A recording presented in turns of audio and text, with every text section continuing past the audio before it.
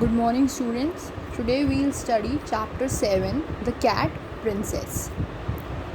Once there lived an old miller who had 3 helpers. एक बार एक old Mylar था.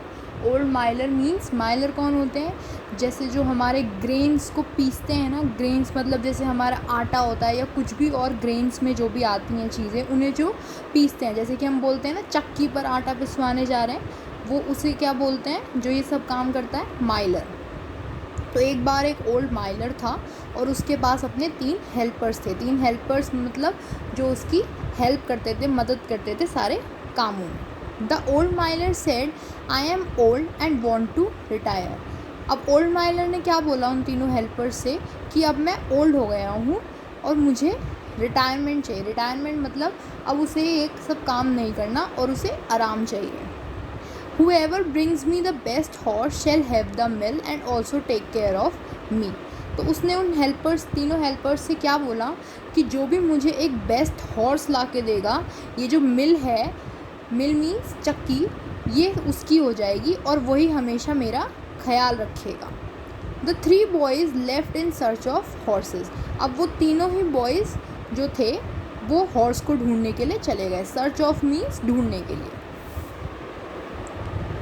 One of them got lost and found himself in a cave.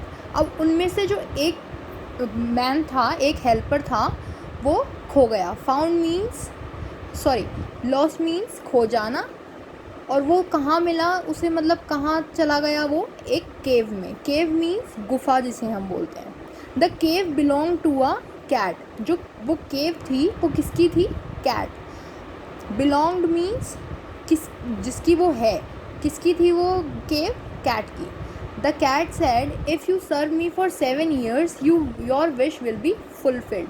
अब जो cat थी उसने उस हेल्पर से क्या बोला कि अगर तुम मुझे 7 years तक सर्व करोगे. 7 years तक सर्व करोगे मीन्स अगर तुम 7 years तक मेरा ध्यान रखोगे, मेरी सारी बातें मानोगे, जो मैं तुमसे कहूँगी वो करोगे, तो तुम्हारी सारी विश पूरी हो जाएंगी. फुलफिल्ड मतलब पूरी हो जाना.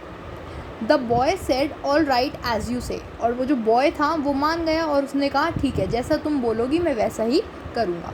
The boy went with the cat and obeyed her orders. अब जो बॉय था वो कैट के साथ चला गया और उसने उसके सारे ऑर्डर्स माने. ओबेड मीन्स जैसा उसने कहा वैसा ही उसने किया. He even built a beautiful house for her. और उसने जो मैन था उसने उस कैट के लिए एक बहुत ही ब्यूटीफुल हाउस भी बनाया. 7 years passed and the boy returned to the miller. अब 7 years passed means 7 years निकल गए थे and the boy returned to the miller. और जो बॉय था वो माइलर के पास वापस चला गया. रिटर्न मीन्स वापस चले जाना.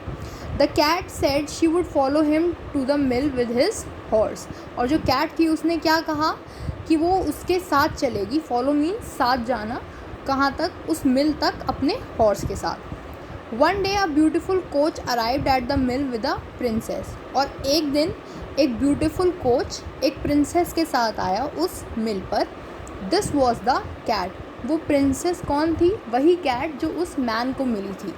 The princess gave the old miller the horse and got married to the boy. और जो प्रिंसेस थी उसने ओल्ड माइलर को वो हॉर्स दे दिया और उसने उस बॉय से शादी कर ली.